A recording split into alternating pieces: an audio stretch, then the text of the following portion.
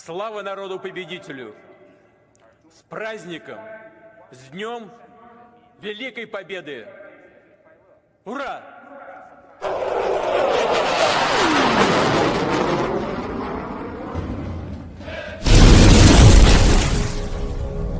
የትግራይ ፖሊስ በከፍተኛ ጫና በስለላ የተጠረጠረን ግለሰብ በነፃ ለቀቀ። የምናሰማችሁን ነገር ይዘናል። የባህር ፖሊስ አደራጅቻለሁ። ፌዴራል ፖሊስ ጥያቄዎችን ከመመለስ ይልቅ በአንዳንድ ቦታዎች የጤና ባለሙያዎችን የማሰር፣ የማንገላታት፣ የማዋከብ ነገሮችን እያስተዋልን ነው። የጤና ባለሙያዎች አዘርባይጃን በህንድ ጥቃት የደረሰባትን ፓኪስታንን እንደምትደግፍ አስታወቀች። ዝርዝር መረጃውን ትሰማላችሁ። ሩሲያ ለሰሜን ኮሪያ ወታደሮች ሽልማት ማበርከቷ ተገለጸ። ጥንክራችን የያዘው ነገር ነው።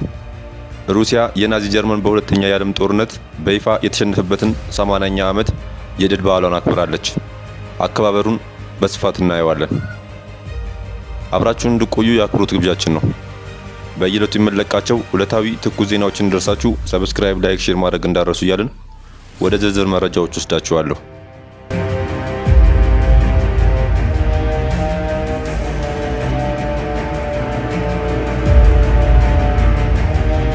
የትግራይ ፖሊስ በከፍተኛ ጫና በስለላ የተጠረጠረን ግለሰብ በነፃ ለቀቀ።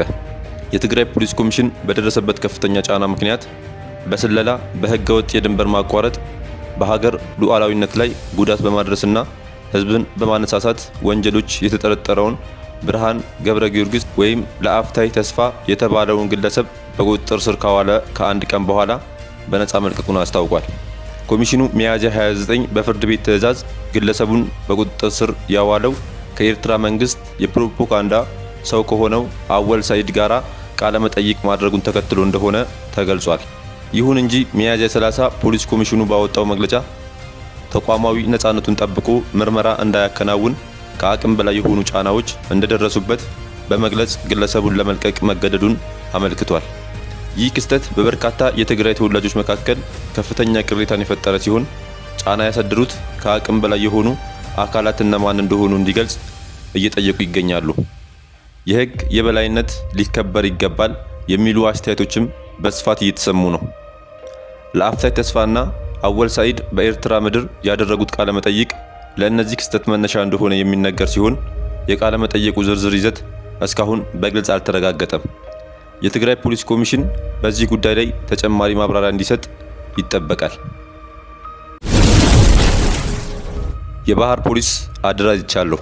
ፌዴራል ፖሊስ የህዳሴ ግድብ ሰው ሰራሽ ሐይቅ አገልግሎት መስጠት ሲጀምር ጥበቃ የሚያደርግ የባህር ፖሊስ መደራጀቱን የኢትዮጵያ ፌዴራል ፖሊስ አስታወቀ።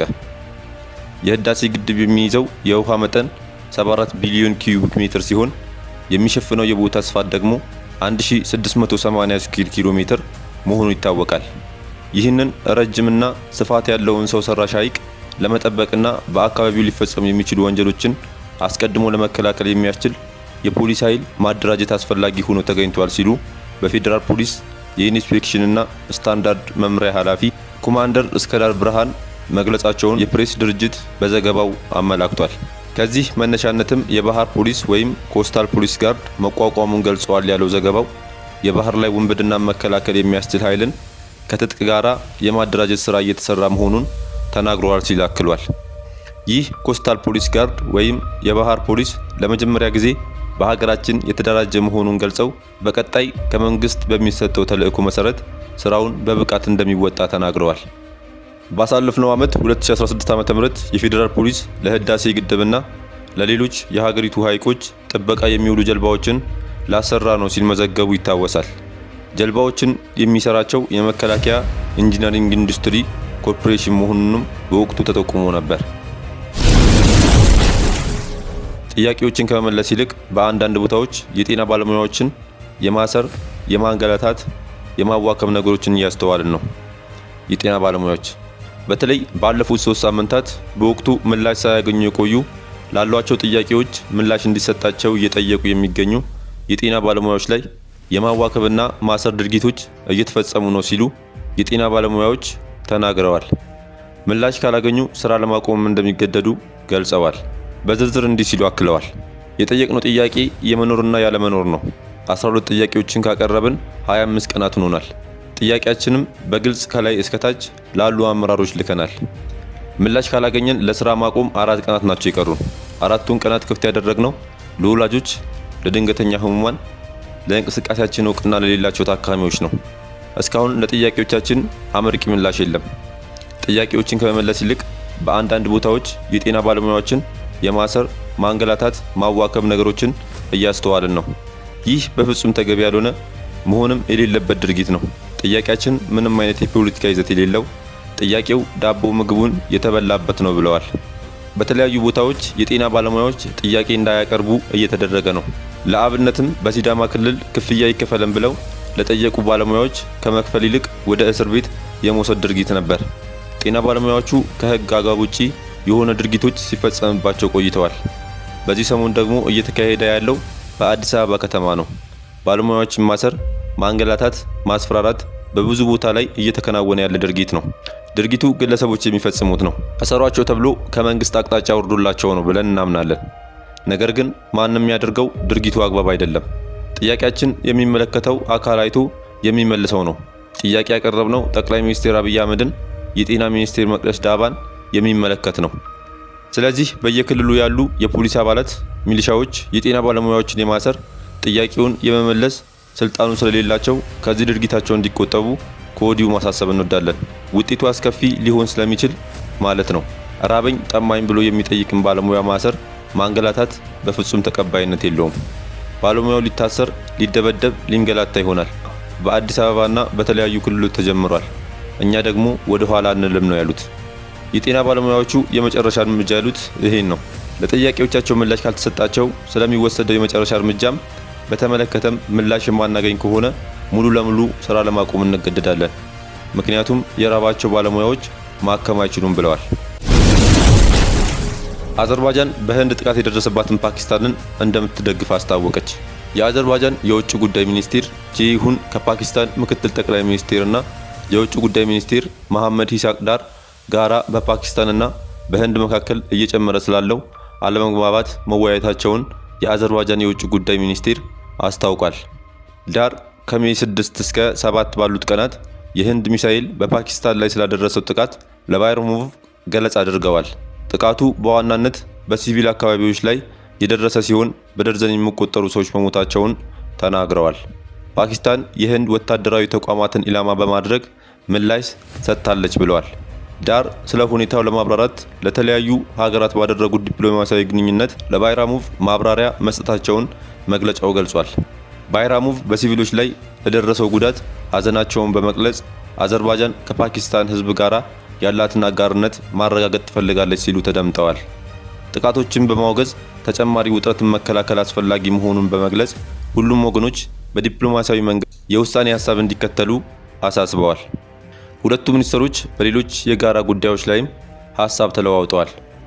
የኒውክሌር ኃይል የታጠቁት ፓኪስታንና ህንድ በድንበራማ አካባቢዎች ላይ በተለይ በካሽሚር ክልል ውስጥ አለመግባባት ተፈጥሯል። በቅርብ ጊዜ የተካሄደው ጉዳይ የተኩስ ልውውጥ በወራት ውስጥ ከታዩት እጅግ በጣም አሳሳቢ ሁኔታዎች መካከል አንዱ እንደሆነ ከስፍራው የሚወጡ መረጃዎች አመላክተዋል።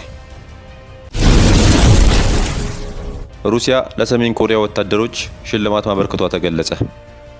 ሩሲያ የሰሜን ኮሪያ ወታደሮች ሩሲያ ገብተው ላበረከቱት አገልግሎት ሽልማት መስጠቷ ተገለጸ። የሩሲያ ባለስልጣናት እንዳሉት ወታደሮቹ በኩርሲ ግዛት በነበረው ኦፕሬሽን ትልቅ ሚና ስለመጫወታቸው መግለጻቸውን የሀገሪቱ የመንግስት መገናኛ ብዙሃን ዘግበዋል። በሰሜን ኮሪያ የሩሲያ አምባሳደር አሌክሳንደር ማታስጎራ ሩሲያና ሰሜን ኮሪያ ስልታዊ አጋርና ጥብቅ ወዳጆች መሆናቸውን ስለመግለጻቸው የሰሜን ኮሪያ ማዕከላዊ የዜና ኤጀንሲ ገልጿል። አምባሳደሩ እንዳሉት ፕሬዝዳንት ቭላዲሚር ፑቲን የሰሜን ኮሪያ ወታደሮች ለሩሲያ ላበረከቱት ህይወትን እስከ መስጠት ለደረሰው መስዋዕትነታቸው ወታደሮችን፣ የሰሜን ኮሪያ ህዝብንና እንዲሁም ፕሬዝዳንቱን ኪም ጆንግን አመሰግናለሁ ብለዋል ሲሉ መልእክታቸውን አስተላልፈዋል። ባለፈው ወር መጨረሻ ሰሜን ኮሪያ ሩሲያ ከዩክሬን ጋር የምታደርገውን ጦርነት ለማገዝ ወደ ሩሲያ ወታደሮቿን መላኳን አረጋግጣለች ሲል የዘገበው አናዶሉ ነው። ሩሲያ የናዚ ጀርመን በሁለተኛ የዓለም ጦርነት በይፋ የተሸነፈበትን 80ኛ ዓመት የድል በዓሏን አከበረች። በድል በዓሉ የኢፌዴሪ ፕሬዝዳንት ታዬ አጽቀ ሥላሴ፣ የግብፁ ፕሬዝዳንት አብዱል ፈታህ አልሲሲና የቻይናው ፕሬዝዳንት ጨምሮ የተለያዩ ሀገራት መሪዎች ተሳትፈዋል። በተጨማሪ የቡርኪና ፋሶ መሪ ካፕቴን ኢብራሂም ትራኦሬ በፕሬዝዳንት ፑቲን ግብዣ የግል አውሮፕላን ከሞስኮ ተልኮለት በፕሮግራሙ እንዲሳተፍ ተደርጓል። መሪዎቹ ትናንት በክሬምሊን የእራት ግብዣ የተደረገላቸው ሲሆን ትናንት በዓሉ በአደባባይ በወታደራዊ ትርኢቶች ተከብሯል። የትላንቱ ወታደራዊ ሰልፍ ሞስኮ ወደ ዩክሬን ጦሯን ካዘመተች በኋላ ትልቁ ነው ሲባል ከ10 ዓመታት በኋላ የበርካታ ሀገራት መሪዎች የተገኙበትም ነው ተብሏል። ፕሬዝዳንት ፑቲን ባደረጉት ንግግርም በአሁኑ ወቅት በዩክሬን እየተፋለሙ ያሉ የጦር ሰራዊቶቻቸውን አሞግሰዋል። በወታደራዊ ሰልፉ ላይ ከ11500 በላይ ወታደሮችና ከ180 በላይ ወታደራዊ መኪኖች ተካፋይ ሆነዋል። የሩሲያ የአየር ኃይል ቡድንም የአየር ላይ ትርኢቶችንም አሳይቷል።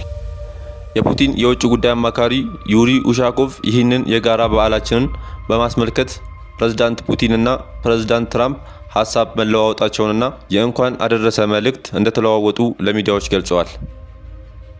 ሶቪየት ህብረት በሁለተኛው የዓለም ጦርነት ንቁ ተሳታፊ የነበረች ሲሆን ከ21 ሚሊዮን ሰዎች በላይም በጦርነቱ አጥታለች። የናዚ ጀርመን በይፋ በሁለተኛው የዓለም ጦርነት የተሸነፈበትን ምክንያት በማድረግ ሩሲያ ቀኑን እንደ ድል በዓል የምታከብር ሲሆን ዘንድሮ 80ኛ ዓመቱን እያከበረች ትገኛለች።